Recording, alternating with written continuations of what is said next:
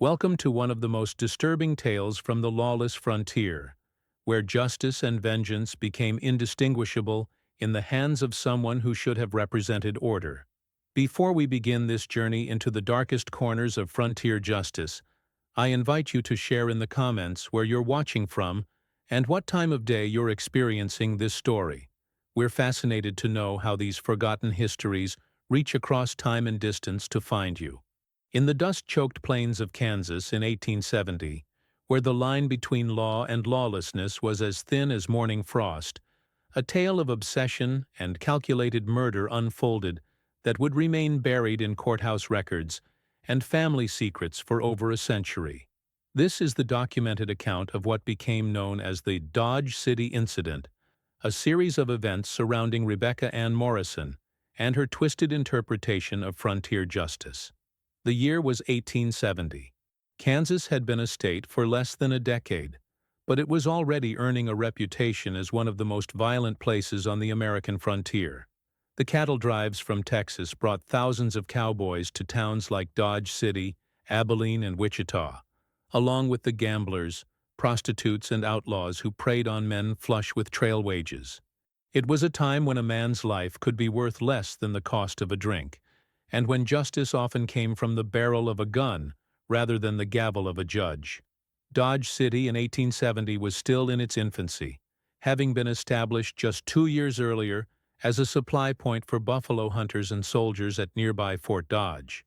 The town consisted of little more than a few dozen wooden buildings clustered around the railroad tracks, but it was already gaining notoriety as a place where violence was as common as the prairie wind. The famous Boot Hill Cemetery was filling with the bodies of men who had drawn their guns a split second too slow or trusted the wrong person with their backs turned. The Kansas Pacific Railway had reached Dodge City in 1872, transforming it from a sleepy military outpost into a booming cattle town almost overnight.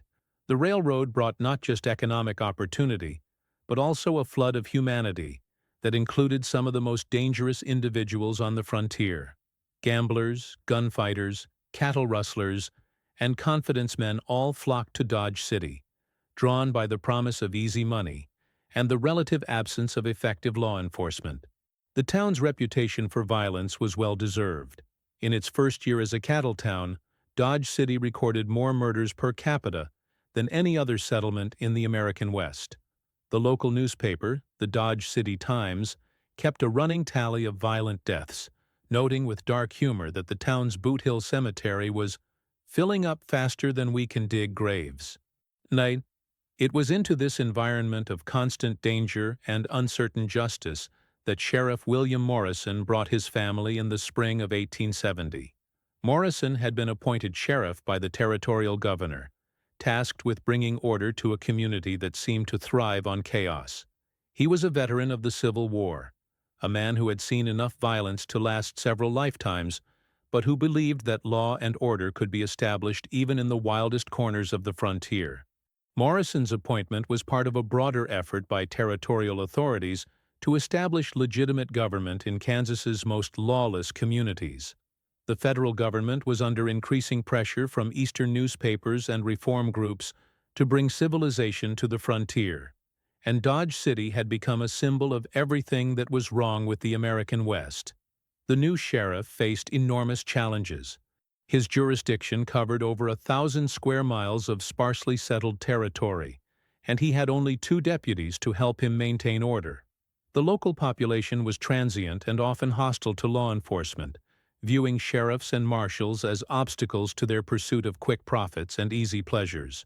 Morrison was not alone in his mission. He brought with him his wife, Catherine, and their 18-year-old daughter, Rebecca Ann. The family had come from Illinois, where Morrison had served as a deputy sheriff in a quiet farming community. The transition from the peaceful Midwest to the violent frontier was jarring for the entire family, but it would prove to be particularly transformative for Rebecca. Catherine Morrison struggled to adapt to frontier life. She had been raised in a comfortable middle-class household and was unprepared for the harsh realities of life in a frontier town. The constant threat of violence, the crude living conditions, and the absence of the social amenities she had taken for granted in Illinois all contributed to her growing depression and isolation. Rebecca Ann Morrison was described in contemporary accounts as an unusually striking young woman with auburn hair and piercing green eyes that seemed to miss nothing. The Dodge City Times, in one of its rare social notes, mentioned her arrival. "Sheriff Morrison has brought his family to our community, including his daughter, Miss Rebecca, a young lady of refined bearing and considerable beauty. We trust that the presence of such respectable women will have a civilizing influence on our more unruly elements." What the newspaper failed to mention, and what would not become apparent until much later, was that Rebecca possessed an intelligence that bordered on the unsettling, and a fascination with violence that would have been disturbing in anyone, but was particularly shocking in a young woman of her background and upbringing. Rebecca had always been different from other girls her age. Even in Illinois, she had shown little interest in the domestic pursuits that occupied most young women of her social class. Instead, she preferred reading about military history and criminal cases, showing an unusual fascination with the details of violence and death. Her teachers in Illinois had noted her exceptional intelligence, but also her disturbing tendency to ask detailed questions about violent crimes and military tactics. One teacher, in a letter to Rebecca's parents that was discovered years later, wrote, "Rebecca is undoubtedly the most intelligent student I have ever taught, but I confess to being somewhat troubled by her interests. She seems to take an unhealthy pleasure in discussing the more gruesome aspects of the criminal cases we study in our civics lessons." The Morrison family took up residence in a modest house on the outskirts of Dodge City, close enough to town for the sheriff to respond quickly to trouble, but far enough away to provide some protection for his family. The house sat on a small rise overlooking the Arkansas River, surrounded by cottonwood trees that provided both shade and concealment from prying eyes. The property had been chosen carefully by Sheriff Morrison, who understood the dangers his family would face in their new environment. The house's elevated position provided excellent visibility of approaching riders, while the surrounding trees offered concealment and defensive positions if the family came under attack. From the beginning, Rebecca showed an unusual interest in her father's work. While most young women of her age and social standing would have been expected to focus on domestic pursuits and finding a suitable husband, Rebecca spent her time reading law books, studying wanted posters, and questioning her father about the techniques of tracking and apprehending criminals. Sheriff Morrison initially encouraged his daughter's interest, believing that an understanding of law enforcement would help her stay safe in their dangerous new environment. He taught her to shoot, first with a small pistol suitable for a lady's protection, then with the heavier weapons used by peace officers.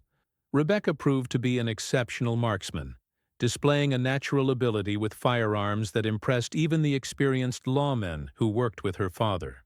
Rebecca's marksmanship skills developed rapidly under her father's tutelage. Within months of arriving in Dodge City, she could consistently hit targets at distances that challenged even experienced gunfighters. Her accuracy with a rifle was particularly remarkable, and she soon surpassed her father's abilities with long-range weapons. What Morrison didn't realize was that his daughter's interest in law enforcement went far beyond simple curiosity or a desire for self-protection. Rebecca was developing an obsession with the pursuit and capture of criminals that would soon evolve into something far more sinister. The transformation began gradually. Rebecca started spending hours studying wanted posters, memorizing the faces and descriptions of outlaws operating throughout Kansas and the surrounding territories. She began keeping detailed notes about criminal activities in the area, tracking patterns and movements with the dedication of a professional investigator. Her bedroom became a makeshift intelligence center, with maps of the region marked with the locations of recent crimes and the suspected hideouts of various outlaw gangs. She maintained correspondence with law enforcement officials in other towns, gathering information about criminal activities across a wide area. The first indication that something was amiss came in the summer of 1870, when a wanted outlaw named Jake Brennan was found dead in a ravine 5 miles outside of Dodge City. Brennan had been wanted for a series of stagecoach robberies and was known to be armed and extremely dangerous. His body was discovered by a rancher who reported that the outlaw appeared to have been shot from a considerable distance by someone with exceptional marksmanship skills. Brennan had been operating in the area for several months, conducting a series of increasingly bold robberies along the stage routes between Dodge City and the surrounding settlements. He was known to be intelligent and cautious, with a reputation for avoiding direct confrontations with law enforcement. His ability to evade capture had made him something of a folk hero among the criminal element in Dodge City.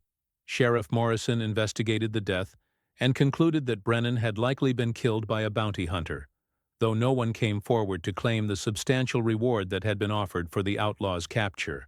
The case was closed as justifiable homicide, and the community celebrated the elimination of a dangerous criminal. What Sheriff Morrison didn't know was that his daughter had been tracking Brennan for weeks, studying his habits and movements with the patience of a seasoned hunter. Rebecca had discovered the outlaw's hideout through careful observation and had eliminated him with a single shot from her father's rifle, fired from a concealed position over 300 yards away. The killing of Jake Brennan was not an act of justice or self-defense. It was the first murder committed by Rebecca Morrison, a young woman who had discovered that she possessed both the skills and the inclination to kill, and who had found in the lawless frontier the perfect environment to indulge her deadly obsessions. Rebecca's journal, discovered decades later during renovations to the Morrison house, provides chilling insight into her state of mind during this period. An entry dated July 15, 1870, reads, "Eliminated B as planned. The shot was perfect, clean through the heart at 320 yards. Father believes it was a bounty hunter, which suits my purposes perfectly. The thrill of the hunt was even more satisfying than I had anticipated, already considering next target." The journal reveals that Rebecca had been planning Brennan's death for weeks, studying his routines and identifying the perfect location for an ambush. She had chosen a position that would allow her to fire from concealment while providing multiple escape routes if she was discovered. Another entry, dated a week later, reveals the calculating nature of her approach. Must be more careful about selecting targets. B was perfect because he was wanted dead or alive and had no family to ask questions. Need to establish patterns that will not arouse suspicion. Father's position provides excellent cover for operations. The journal also reveals that Rebecca had already begun planning her next killing, showing that Brennan's death was not an isolated incident, but the beginning of a systematic campaign of murder. The summer and fall of 1870 saw a remarkable decrease in outlaw activity around Dodge City. Several wanted criminals who had been operating in the area simply vanished, their bodies never found. Sheriff Morrison took credit for the improvement in local security, believing that his aggressive law enforcement tactics were driving criminals away from his jurisdiction. In reality, Rebecca was systematically hunting down and eliminating outlaws throughout the region, using her father's law enforcement resources to track her targets and her exceptional marksmanship skills to kill them from long range. She disposed of the bodies in remote locations where they were unlikely to be discovered, or weighted them down in the Arkansas River where the current would carry them far from Dodge City. The methodology Rebecca developed was sophisticated and carefully planned. She would study wanted posters and law enforcement reports to identify suitable targets, then use her access to her father's files and contacts to track their movements. Once she had located a target, she would conduct surveillance to learn their habits and routines, then plan an ambush that would allow her to eliminate them without witnesses. Her journal reveals the cold calculation behind these murders. The key is patience and precision. Each elimination must appear to be the work of rival outlaws or bounty hunters. My position as the sheriff's daughter provides perfect cover, as no one would suspect a respectable young woman of such activities. The accumulated satisfaction grows with each successful hunt. Rebecca's selection criteria for targets was carefully thought out. She focused on outlaws who were wanted dead or alive, ensuring that their deaths would be welcomed rather than investigated. She also preferred targets who operated alone or in small groups, reducing the risk of witnesses or retaliation from gang members. The journal also reveals that Rebecca was motivated by more than just the thrill of killing. She saw herself as an agent of justice, eliminating criminals who had escaped the reach of conventional law enforcement. This self-justification allowed her to continue killing without experiencing guilt or remorse. Rebecca's victims during this period included some of the most notorious outlaws operating in Kansas. Tom Bradley, wanted for bank robbery and murder, disappeared in August 1870 while traveling between Dodge City and Wichita. His body was never found, but Rebecca's journal contains a detailed account of how she tracked him to a remote camping spot and eliminated him with a single shot to the head. Bradley had been one of the most wanted men in Kansas, with a reputation for extreme violence and a willingness to kill anyone who stood in his way. His disappearance was initially attributed to a falling out with his gang members, but Rebecca's journal reveals the true circumstances of his death. Another victim was Carlos Mendez, a Mexican outlaw wanted for cattle rustling and assault. Mendez had been operating along the border between Kansas and Indian Territory, using his knowledge of the terrain to evade capture. Rebecca spent 3 weeks tracking him through the wilderness before finally cornering him in a box canyon, where she killed him and disposed of his body in a sinkhole. Mendez's case was particularly challenging for Rebecca because he was an experienced outdoorsman who knew how to avoid detection. Her successful elimination of such a skilled target gave her confidence that she could handle any outlaw, regardless of their experience or reputation.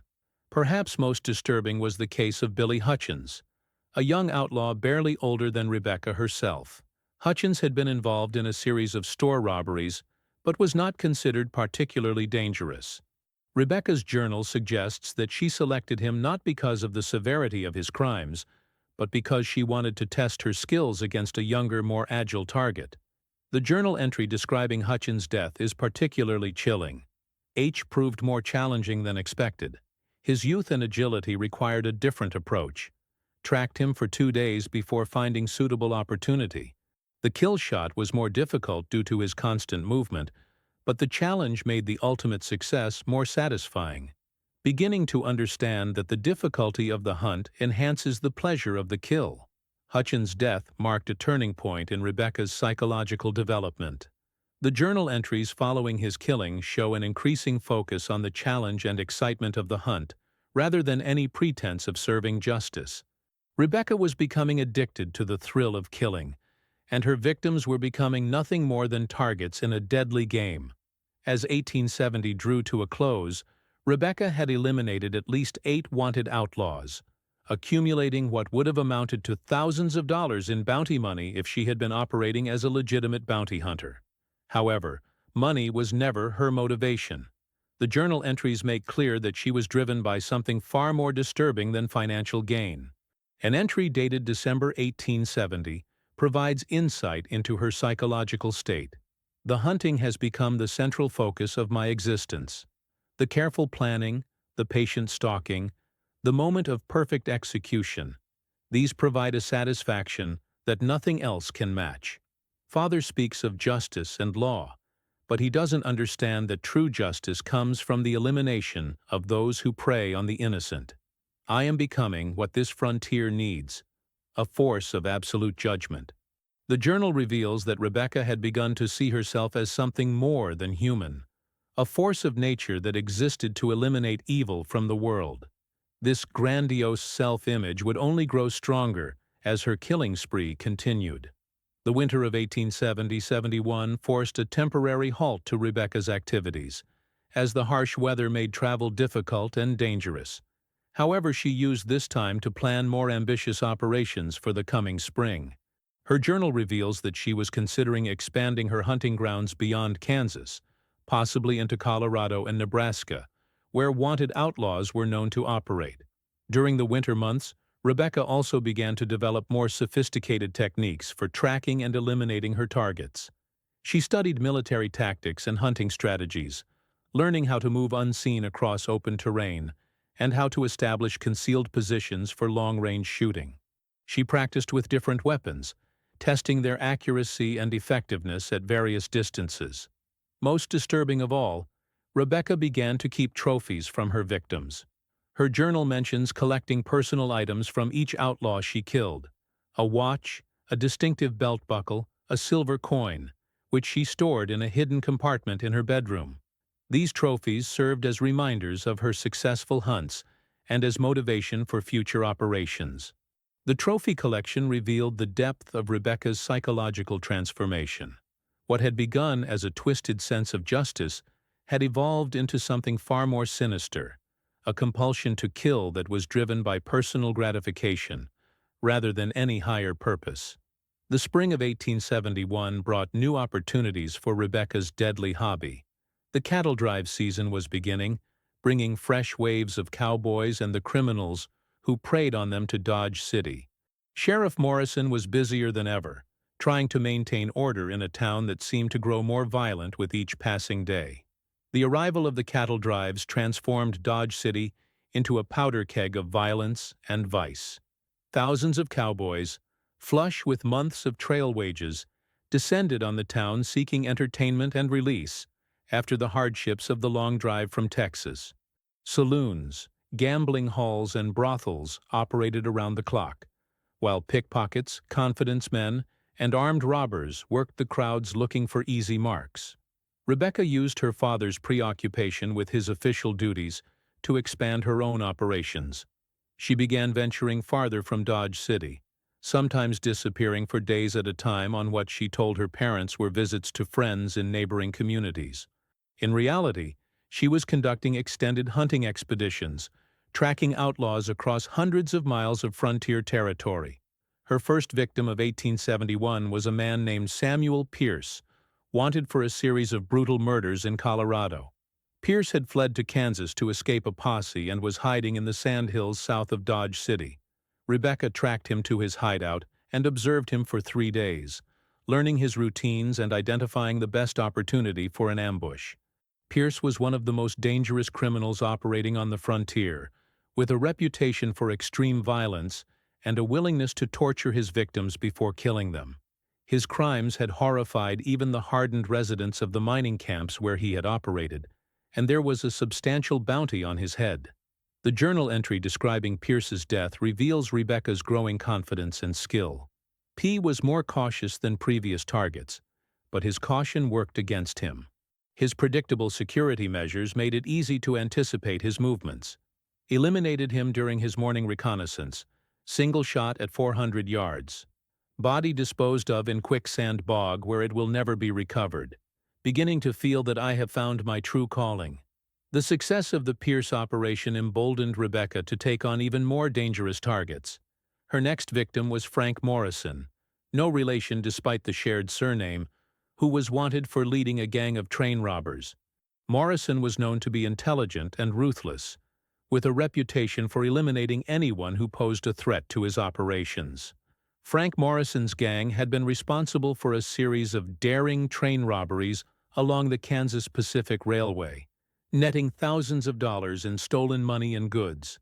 The gang's success had made them folk heroes among some segments of the population, but they were also responsible for the deaths of several railroad employees and passengers who had resisted their demands. Rebecca spent weeks studying Morrison's gang, learning their habits, and identifying their weaknesses. She discovered that Morrison had a weakness for gambling and frequently visited a saloon in a small town called Cedar Creek, about 50 miles from Dodge City. Rebecca planned an elaborate ambush that would eliminate Morrison while making his death appear to be the result of a gambling dispute gone wrong. The operation was Rebecca's most complex to date. She traveled to Cedar Creek disguised as a traveling seamstress, establishing herself in the community and gathering intelligence about Morrison's visits. When the outlaw arrived for his regular gambling session, Rebecca was ready. She eliminated Morrison with a shot fired through the saloon window while he was distracted by his card game. The bullet struck him in the head, killing him instantly. In the confusion that followed, Rebecca slipped away unnoticed, leaving behind evidence that suggested the shooting had been carried out by a rival gambler who had fled the scene. The journal entry describing this operation shows Rebecca's growing sophistication. Operation, successful beyond expectations. Complex planning required, but results justify effort. Local authorities convinced death was result of gambling dispute. Gang members scattered without their leader, beginning to understand that eliminating key figures can disrupt entire criminal networks. The success of these operations led Rebecca to develop even more ambitious plans. She began to see herself not just as a hunter of individual outlaws, but as a force for bringing order to the entire frontier. Her journal reveals grandiose visions of systematically eliminating criminal elements throughout the West, creating a network of fear that would deter others from pursuing outlaw careers. However, Rebecca's activities were beginning to attract attention from unexpected quarters. While local law enforcement remained unaware of her operations, the criminal community was starting to notice patterns in the disappearances of wanted outlaws. Word was spreading through the underground networks that someone was hunting outlaws with unusual skill and determination. A letter intercepted by federal marshals in 1871, written by an outlaw named Jack Sullivan to an associate, reveals the growing concern among criminals. "Something ain't right in Kansas. Too many good men have gone missing around Dodge City. Word is there's a hunter out there, someone who knows our business better than any lawman. Recommend avoiding the area until we can figure out who's doing the killing." The letter was filed away in federal records and forgotten, but it represents the first official acknowledgement that someone was systematically eliminating outlaws in the Dodge City area. If federal authorities had investigated further, they might have uncovered Rebecca's operation before it reached its bloody climax. Instead, Rebecca continued her deadly hobby throughout 1871, eliminating at least 12 more outlaws and expanding her hunting grounds across Kansas and into neighboring territories. Her journal reveals an increasingly grandiose sense of mission and a growing disconnection from normal human emotions. An entry dated September 1871 shows the depth of her transformation. The work continues to provide deep satisfaction. Each elimination brings the frontier closer to true civilization. Father and his fellow lawmen work within the constraints of law and procedure, but they fail to understand that some problems require more direct solutions.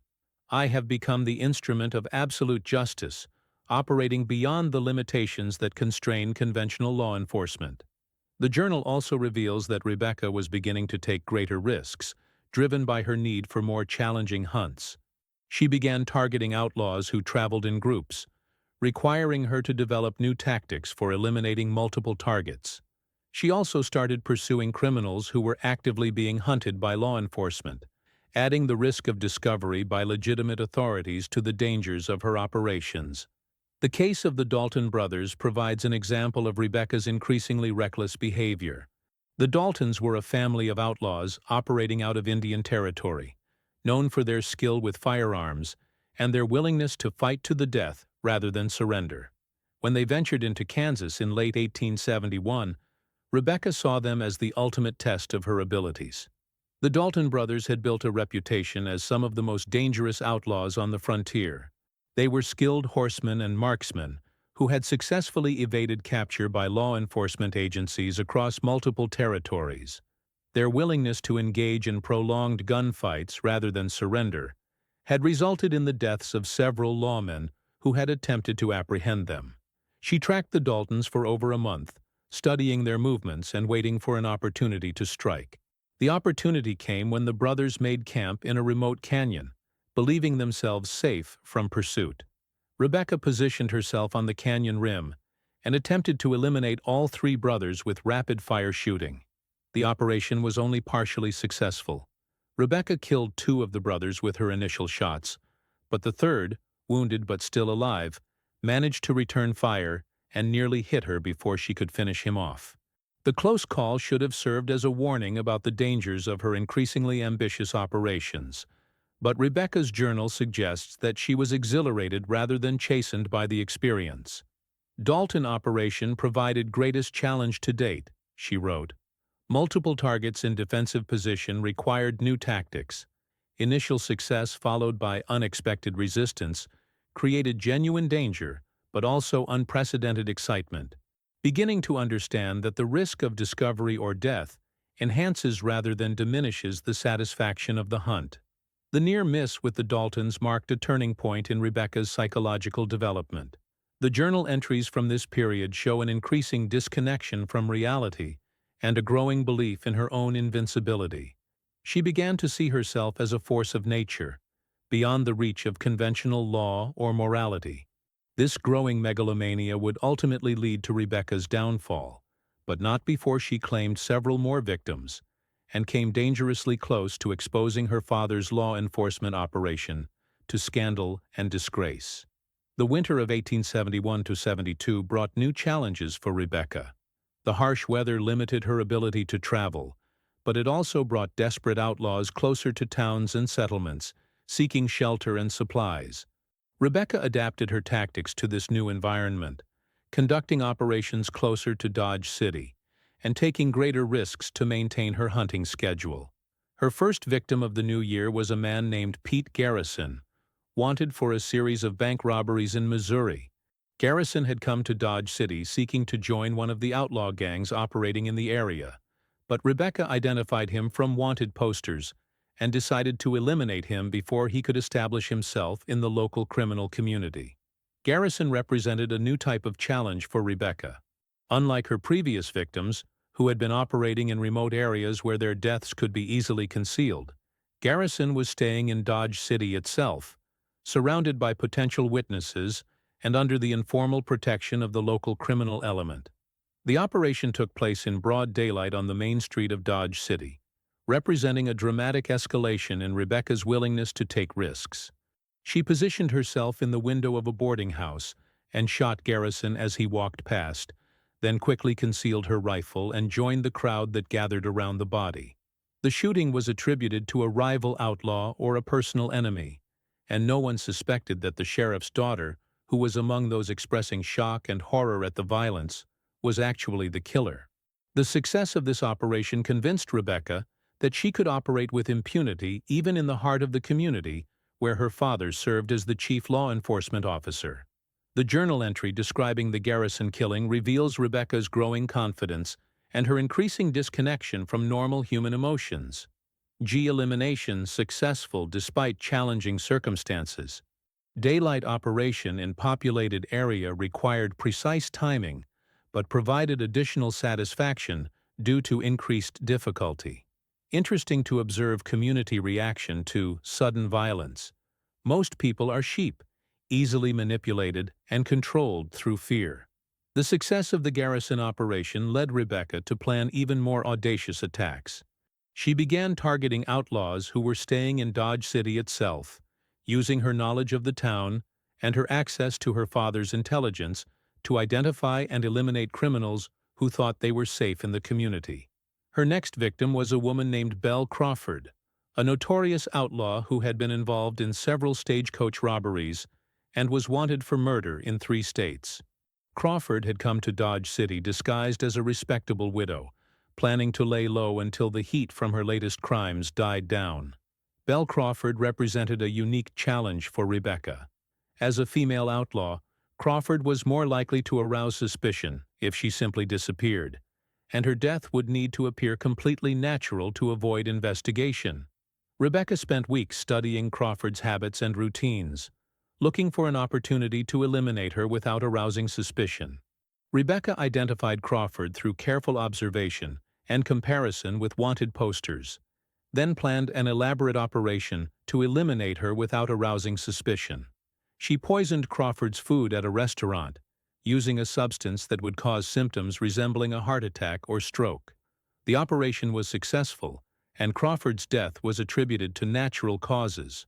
However, the use of poison represented a significant escalation in Rebecca's methods and showed her willingness to experiment with new techniques for eliminating her targets. The journal entry describing Crawford's death reveals Rebecca's growing sophistication and her complete lack of empathy for her victims.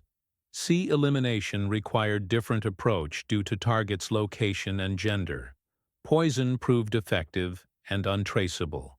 Death attributed to natural causes as planned. Interesting to observe how easily people accept convenient explanations for unexpected events. beginning to understand that the key to successful operations is giving people reasons to avoid asking difficult questions. The spring of 1872 brought the cattle drive season, and with it, new opportunities for Rebecca's deadly hobby. The influx of cowboys and the criminals who preyed on them provided a target-rich environment for her operations. She began conducting multiple eliminations per month, keeping careful records of her activities in her journal. The 1872 cattle season was particularly violent, even by Dodge City standards. The combination of economic depression in Texas, drought conditions along the trail, and increased competition among cattle buyers had created tensions that frequently erupted into violence. The town's saloons and gambling halls were scenes of nightly gunfights, while the streets themselves became battlegrounds for rival factions of cowboys and outlaws. However, Rebecca's increasing activity was beginning to create problems that she had not anticipated. The sheer number of outlaw deaths in the Dodge City area was starting to attract attention from federal authorities, who were beginning to investigate reports of a systematic campaign against wanted criminals. A report filed by a federal marshal in May 1872 noted, "Unusual pattern of outlaw deaths in Dodge City area suggests possible vigilante activity or organized bounty hunting operation. Recommend investigation to determine if local law enforcement is involved in extra-legal activities." The report was forwarded to territorial authorities, but the investigation that followed was hampered by the lack of physical evidence and the general approval of the local community for any action that reduced criminal activity. Sheriff Morrison was questioned about the deaths, but was able to provide satisfactory explanations for most of them. What the investigators didn't realize was that the person responsible for the killings was sitting in the same room during their interview with Sheriff Morrison, serving tea and appearing to be nothing more than a dutiful daughter helping her father entertain official visitors. Rebecca's journal reveals her amusement at the situation. Federal investigators visited today to discuss recent outlaw deaths. Father handled questions well, attributing deaths to various causes including rival outlaws, bounty hunters, and natural hazards of frontier life. Investigators seemed satisfied with explanations. Interesting to observe how preconceptions about gender and social position can blind even trained investigators to obvious possibilities. The close call with federal investigators should have served as a warning to Rebecca about the risks of her activities, but instead it seemed to embolden her further. She began to see the investigators' failure to identify her as proof of her superior intelligence and skill. The summer of 1872 saw Rebecca's most prolific period of killing. She eliminated over 20 outlaws during this period, using a variety of methods and expanding her operations across multiple states. Her journal reveals an increasing obsession with perfecting her techniques and a growing sense of invincibility. During this period, Rebecca began to experiment with different methods of killing, moving beyond her preferred technique of long-range shooting to include poisoning, staged accidents, and even close-quarters combat. She saw each new method as a challenge to be mastered and a way to expand her capabilities as a predator. However, this period of success was about to come to an abrupt end. Rebecca's downfall would come not from law enforcement or rival outlaws, but from an unexpected source that she had never considered a threat. The end began with the arrival in Dodge City of a young journalist named Thomas Mitchell, who had been sent by a Chicago newspaper to write a series of articles about frontier law enforcement. Mitchell was an experienced reporter with a keen eye for detail and an instinct for uncovering hidden stories. Mitchell had been assigned to the Dodge City story because of his previous work exposing corruption in Chicago's police department. His editor believed that the unusual success of Sheriff Morrison in reducing criminal activity warranted investigation, particularly given the violent reputation of the town and the limited resources available to local law enforcement. Mitchell's initial focus was on Sheriff Morrison and his success in reducing criminal activity in the Dodge City area. However, as he conducted interviews and researched the recent outlaw deaths, he began to notice patterns that didn't fit the official explanations. Most significantly, Mitchell discovered that many of the outlaws who had died in the area had been killed by single shots fired from long range by someone with exceptional marksmanship skills. The precision and consistency of these kills suggested that they were the work of a single individual rather than multiple bounty hunters or rival outlaws. Mitchell also noticed that several of the deaths had occurred in locations that would have required intimate knowledge of the local terrain and the movements of law enforcement patrols. This suggested that the killer had access to information that would only be available to someone connected to local law enforcement. As Mitchell continued his investigation, he began to focus on the Morrison family. He noticed that Rebecca seemed unusually knowledgeable about law enforcement matters, and that she showed an uncommon interest in the details of outlaw activities and deaths. Mitchell's suspicions were aroused by several small inconsistencies in Rebecca's behavior. She seemed to know details about recent outlaw deaths that had not been made public, and she showed an unusual familiarity with the weapons and tactics used by law enforcement officers. Mitchell's suspicions were confirmed when he discovered Rebecca's hidden rifle range, located in a secluded area behind the Morrison house. The range showed evidence of extensive use and included targets marked with distances up to 500 yards, far beyond what would be necessary for normal self-defense training. More damning still was Mitchell's discovery of Rebecca's trophy collection, hidden in a secret compartment in her bedroom. The collection included personal items from several known outlaws who had died in the area, providing physical evidence linking Rebecca to the killings. The discovery of the trophies was the breakthrough Mitchell needed to confirm his suspicions. Each item could be traced to a specific outlaw whose death had been attributed to other causes, creating a pattern that could not be explained by coincidence. Confronted with this evidence, Mitchell faced a difficult decision. He could expose Rebecca's crimes and destroy the reputation of Sheriff Morrison, a man he had come to respect and admire, or he could attempt to handle the situation quietly, perhaps convincing Rebecca to stop her activities without involving the authorities. Mitchell chose the latter course, arranging a private meeting with Rebecca to confront her with his evidence and demand that she cease her killing spree. It was a decision that would cost him his life. The meeting took place in the secluded area behind the Morrison house where Rebecca had established her rifle range. Mitchell believed that the public nature of the location would provide him with some protection, but he had underestimated both Rebecca's desperation and her willingness to kill to protect her secret. Rebecca's journal provides a chilling account of the confrontation. M discovered evidence of operations and attempted to blackmail me into cessation of activities. Claimed to be acting in father's best interests but clearly motivated by desire for exclusive story. Eliminated threat with single shot to head at close range. Staged scene to suggest accidental shooting during demonstration of marksmanship skills. Mitchell's death was officially ruled an accident, with Rebecca claiming that the journalist had asked her to demonstrate her shooting skills and had been accidentally struck by a ricocheting bullet. The explanation was accepted by local authorities, who had no reason to suspect that the sheriff's daughter was capable of murder. However, Mitchell's death marked the beginning of the end for Rebecca's killing spree. The journalist's newspaper began asking questions about his death, and his editor sent another reporter to investigate the circumstances surrounding the accident. More importantly, Mitchell had shared some of his suspicions with his editor before his death, providing enough information to guide a more focused investigation. The second reporter, armed with Mitchell's notes and suspicions, was able to uncover evidence that the first journalist had missed. The investigation revealed the full scope of Rebecca's crimes, including physical evidence linking her to dozens of outlaw deaths across multiple states. Faced with overwhelming evidence, Rebecca finally confessed to her crimes, though she showed no remorse for her actions. In her confession, Rebecca claimed that she had been motivated by a desire to bring justice to the frontier and to protect innocent people from criminal predators.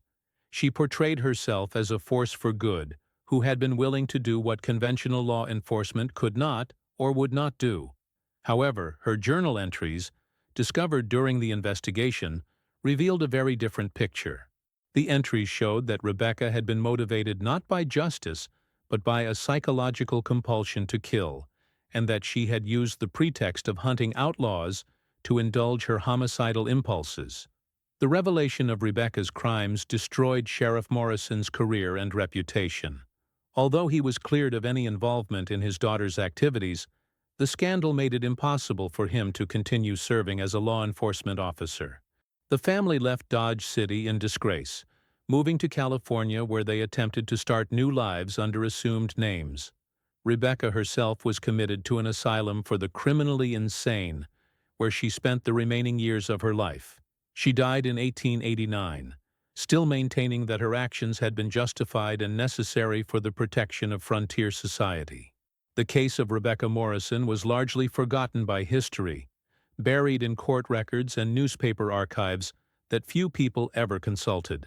The frontier had plenty of other scandals and tragedies to occupy public attention, and the story of the sheriff's daughter who became a serial killer was too disturbing for most people to want to remember.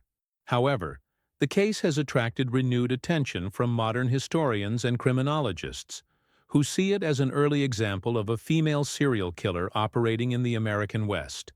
Rebecca's crimes predated those of more famous female killers like Belle Gunness by several decades, making her one of the first documented cases of a woman using violence for psychological gratification rather than financial gain.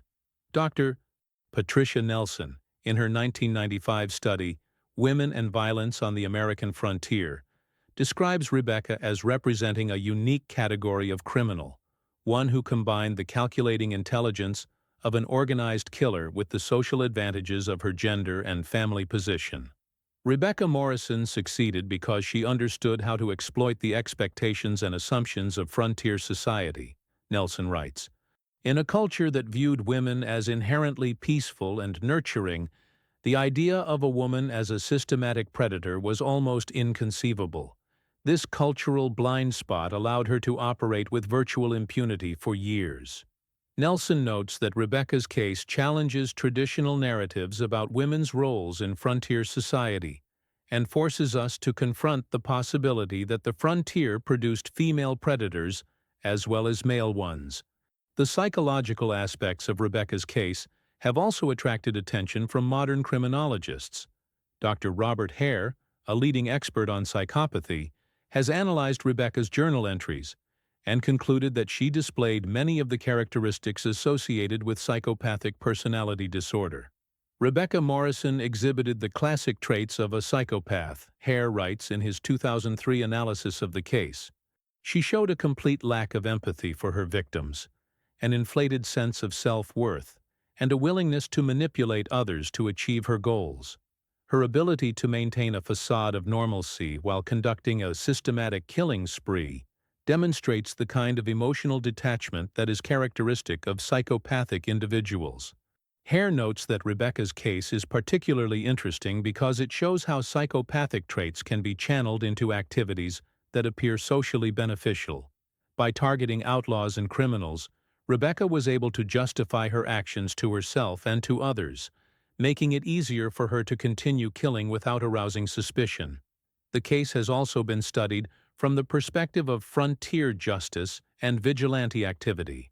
Some historians have argued that Rebecca's actions, while clearly criminal, were not entirely different from the vigilante committees that operated in many frontier communities during this period. Professor James Richardson of the University of Kansas, in his 1998 study, Vigilante Justice on the American Frontier, argues that Rebecca's crimes must be understood in the context of a society where formal law enforcement was often inadequate and where citizens frequently took justice into their own hands.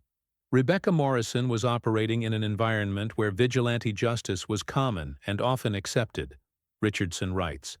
While her methods were extreme and her motivations were clearly pathological, her actions were not entirely outside the norms of frontier society. The fact that she was able to operate for so long without detection suggests that many people in her community were willing to overlook questionable methods as long as the results served their interests. Richardson notes that Rebecca's case raises troubling questions about the nature of justice and the circumstances under which society is willing to accept violence as a solution to social problems. The modern investigation of Rebecca's case has also benefited from advances in forensic science and historical research methods. In 1995, archaeologists from the University of Kansas conducted excavations at several sites associated with Rebecca's crimes, uncovering physical evidence that confirmed many of the details recorded in her journal. The excavations revealed buried weapons, personal effects from victims, and other artifacts that provided new insights into Rebecca's methods and motivations.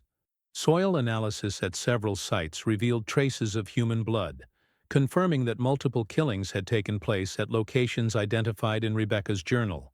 Dr. Michael Stevens, who led the archaeological team, reported, "The physical evidence confirms that Rebecca Morrison was responsible for a systematic campaign of murder that spanned several years and multiple states.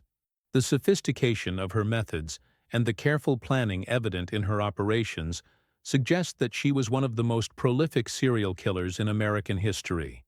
The investigation also uncovered evidence suggesting that Rebecca may have had accomplices or imitators who continued her work after her capture.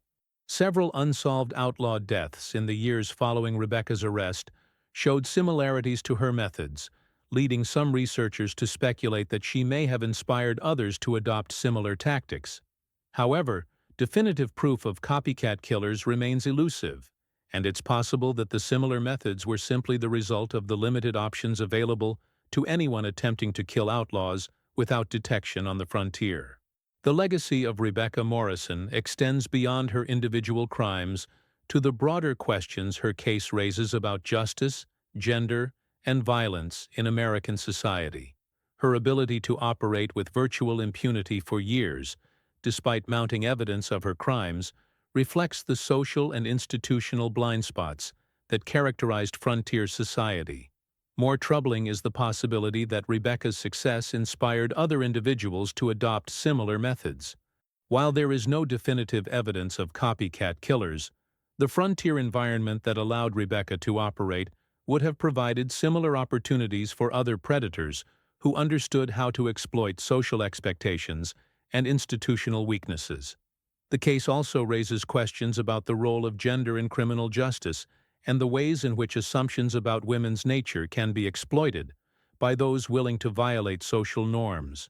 Rebecca's ability to avoid suspicion was largely due to her gender and social position, factors that would have been irrelevant if she had been a man engaging in similar activities. Dr. Elizabeth Jamieson, in her 2001 study, Gender and Violence on the American Frontier, argues that Rebecca's case demonstrates the need for a more nuanced understanding of women's roles in frontier society. The mythology of the frontier typically portrays women as civilizing influences who brought moral order to a chaotic environment, Jamieson writes. Rebecca Morrison represents the dark side of this narrative, a woman who used her apparent respectability as camouflage for systematic predation. Her case forces us to confront the possibility that women could be just as capable of violence and manipulation as men, and that our assumptions about gender roles may blind us to uncomfortable truths. The story of Rebecca Morrison has also entered popular culture, inspiring numerous books, articles, and fictional adaptations. However, many of these popular accounts have sensationalized or romanticized her crimes, focusing on the novelty of a female serial killer rather than the systematic nature of her predatory behavior. This sensationalization reflects a broader tendency in American culture to mythologize frontier criminals, transforming them from predators into folk heroes or objects of fascination. In Rebecca's case, this transformation is particularly problematic because it obscures the calculated nature of her crimes and the suffering of her victims. Historian Dr. Patricia Morrison argues that the romanticization of criminals like Rebecca Morrison does a disservice to their victims and to our understanding of frontier history. These were not romantic figures, but predators who exploited the vulnerabilities of their time and place to commit horrific crimes, Morrison writes. The tendency to sensationalize their stories reflects a broader nostalgia for a period that was actually characterized by violence, lawlessness, and social breakdown. War. The case of Rebecca Morrison serves as a reminder that the American frontier, for all its promise of opportunity and freedom, was also a place where the worst aspects of human nature could flourish unchecked. Her story is not one of romantic adventure or justified vigilante action, but of calculated evil disguised as righteous justice. As we examine this case from the perspective of the modern era, we are reminded that the conditions that allowed Rebecca to operate, social chaos, institutional weakness, and the exploitation of gender stereotypes, are not unique to the frontier period. Similar conditions exist in many parts of the world today, and similar predators continue to exploit them. The story of Rebecca Morrison is ultimately a cautionary tale about the importance of strong institutions, effective law enforcement, and critical thinking in protecting society from those who would exploit our assumptions and prejudices for their own dark purposes. It reminds us that evil often wears a familiar face, and that our preconceptions about innocence and guilt can be manipulated by those who understand human psychology. The investigation into Rebecca's crimes also revealed disturbing details about her methods that had not been apparent from the initial evidence. Analysis of her journal entries showed that she had developed increasingly sophisticated techniques for tracking and eliminating her targets, including the use of disguises, false identities, and elaborate staging to make murders appear accidental. One particularly chilling aspect of Rebecca's operation was her systematic study of her victims before killing them. Her journal reveals that she would often observe potential targets for weeks or even months, learning their habits, routines, and weaknesses before deciding whether to proceed with an elimination. This extended surveillance period served multiple purposes. It allowed Rebecca to identify the best opportunities for an ambush while minimizing the risk of discovery. It also provided her with detailed intelligence about her target's associates and activities, information that proved valuable for planning future operations. Perhaps most disturbing of all, the surveillance period seemed to enhance Rebecca's psychological satisfaction with the eventual kill. Her journal entries suggest that the anticipation and planning were almost as important to her as the actual moment of death, indicating a level of psychological sophistication that was unusual even among serial killers. The journal also reveals that Rebecca had begun to develop a complex classification system for potential targets, ranking them based on factors such as the difficulty of the hunt, the level of risk involved, and the potential satisfaction to be gained from their elimination. This systematic approach to murder demonstrates a level of organization and planning that was unprecedented in the annals of frontier crime. Rebecca's classification system divided potential targets into several categories. Easy prey included lone outlaws operating in remote areas with predictable routines. Challenging hunts involved criminals who traveled in groups or operated in populated areas where the risk of discovery was higher. Ultimate challenges were reserved for the most dangerous and skilled outlaws, those who posed genuine risks to Rebecca herself.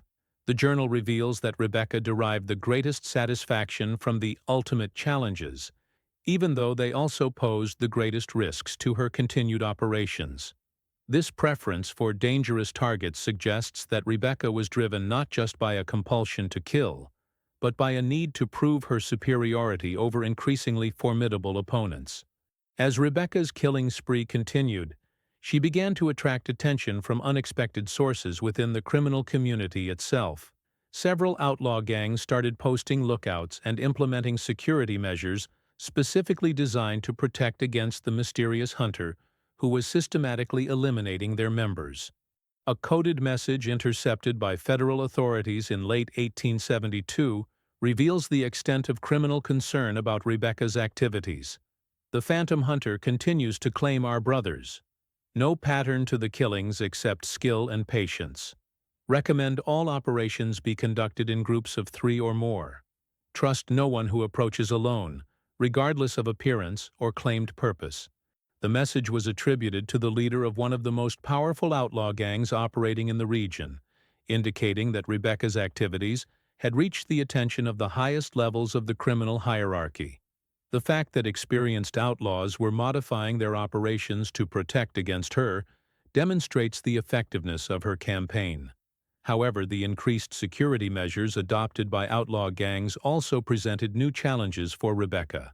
Her journal entries from this period show growing frustration with the difficulty of finding suitable targets and increasing willingness to take risks that would have been unthinkable earlier in her career.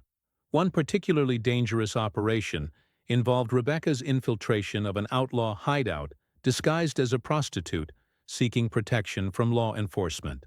The operation required her to maintain her cover for several days while gathering intelligence about the gang's activities and identifying opportunities to eliminate key members. The journal entry describing this operation reveals both Rebecca's growing confidence and her increasing disconnection from normal human emotions. Infiltration successful beyond expectations. Gang members accepted cover story without question. Eliminated 3 targets over 4 days using various methods. Staged scene to suggest internal conflict over division of stolen money. Departure completed without suspicion. The success of this operation marked a new phase in Rebecca's criminal career. She began to see herself not just as a hunter of individual outlaws, but as a strategic force capable of disrupting entire criminal organizations. Her journal reveals grandiose plans for expanding her operations to cover the entire frontier, creating a network of fear that would deter criminal activity across multiple territories. However, these grandiose plans would never come to fruition. Rebecca's increasing boldness and the growing complexity of her operations were creating risks that she had not fully considered. The very success that had emboldened her was also making her more visible to those who might be able to stop her.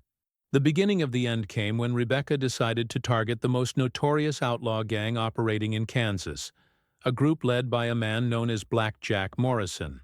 Despite sharing a surname with Rebecca's family, Black Jack was no relation to the sheriff, but his reputation for violence and cunning had made him a legend throughout the frontier. Black Jack Morrison's gang was responsible for some of the most daring and brutal crimes in frontier history. They had robbed banks, trains, and stagecoaches across multiple states, always managing to stay one step ahead of law enforcement. Black Jack himself was known for his intelligence and paranoia, qualities that had kept him alive and free when other outlaw leaders had been killed or captured. Rebecca saw Black Jack as the ultimate test of her abilities. Eliminating him would not only remove one of the most dangerous criminals on the frontier, but would also establish her reputation as the most effective hunter of outlaws in American history. The challenge was irresistible to someone with Rebecca's psychological makeup. However, Black Jack Morrison was unlike any of Rebecca's previous targets. He was intelligent, experienced, and surrounded by loyal followers who would kill anyone who posed a threat to their leader. More importantly, he had heard rumors about the mysterious hunter who was eliminating outlaws throughout the region, and had taken specific precautions to protect himself. Rebecca spent months planning her assault on Black Jack's gang, studying their movements and looking for weaknesses in their security.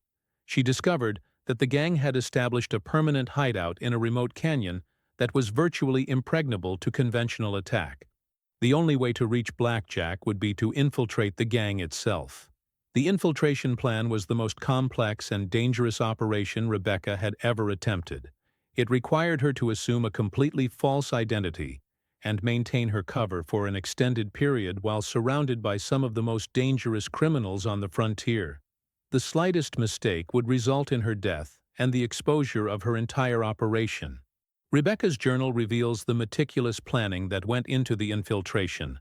BJ operation requires complete identity transformation. Have established cover as widow of murdered rancher seeking revenge against law enforcement. Story provides motivation for joining gang while explaining any unusual knowledge or skills. Must maintain character for minimum 2 weeks to gain access to target. The operation began successfully with Rebecca gaining acceptance into the gang by demonstrating her shooting skills and expressing hatred for law enforcement. However, maintaining her cover proved more difficult than she had anticipated. The constant threat of discovery, combined with the need to participate in the gang's criminal activities, created psychological pressures that began to affect her judgment. More problematically, Blackjack Morrison proved to be far more perceptive than Rebecca had expected. He began to notice inconsistencies in her story and to ask probing questions about her background. His suspicions were aroused by her exceptional marksmanship skills and her detailed knowledge of law enforcement procedures. The situation came to a head when Blackjack confronted Rebecca directly about her true identity. The confrontation took place in the gang's hideout, surrounded by armed outlaws who were loyal to their leader. Rebecca realized that her cover had been blown, and that she had only moments to act before she was killed. What happened next is described in Rebecca's final journal entry. BJ discovered true identity during evening meal. Confronted me directly in front of entire gang. No choice but to eliminate all witnesses. Used concealed weapons to kill BJ and 4 gang members in rapid succession. Remaining members fled in panic. Operation successful, but cover permanently compromised. Must abandon current identity and establish new base of operations. The massacre at Blackjack Morrison's hideout was Rebecca's most audacious and successful operation, but it was also her downfall.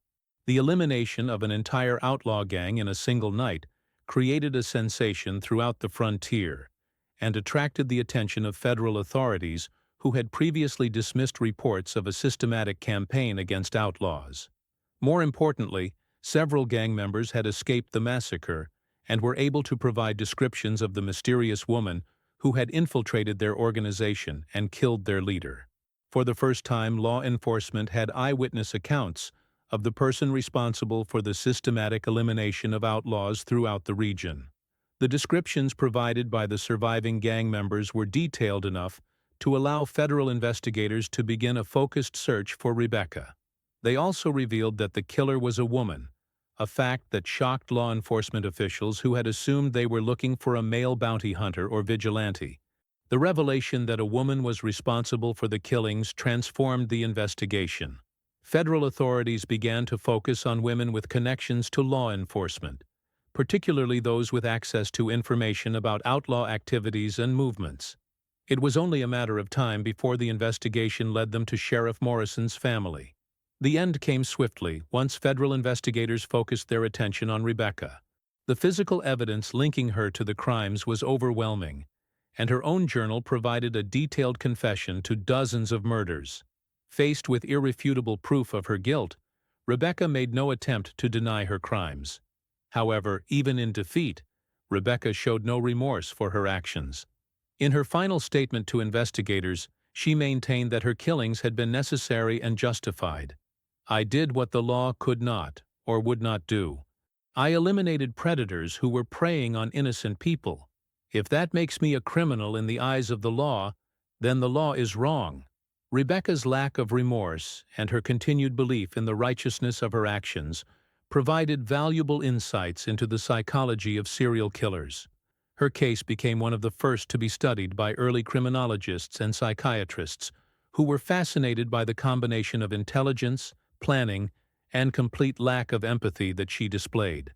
The trial of Rebecca Morrison was one of the most sensational legal proceedings in frontier history. The courtroom was packed with spectators who had come to see the woman who had terrorized the outlaw community for over 2 years.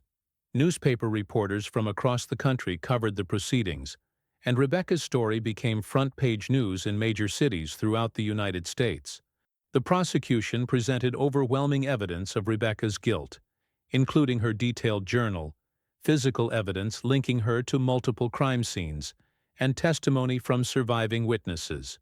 The defense attempted to argue that Rebecca was insane and therefore not responsible for her actions, but this strategy was undermined by the clear evidence of planning and premeditation in her crimes. The jury deliberated for less than an hour before returning a verdict of guilty on all charges.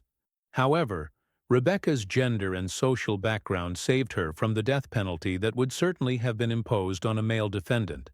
Instead, she was sentenced to life imprisonment in an asylum for the criminally insane. Rebecca's commitment to the asylum marked the end of one of the most extraordinary criminal careers in American history. She had killed at least 37 people over a period of 2 years, making her one of the most prolific serial killers of the 19th century. Her victims included some of the most notorious outlaws on the frontier, and her actions had significantly reduced criminal activity throughout Kansas and the surrounding territories. However, the cost of Rebecca's campaign had been enormous. Her crimes had destroyed her father's career and reputation, traumatized her family, and created a scandal that would be remembered for generations. More importantly, her actions had demonstrated that the line between justice and murder could be crossed by anyone who believed they had the right to decide who lived and who died.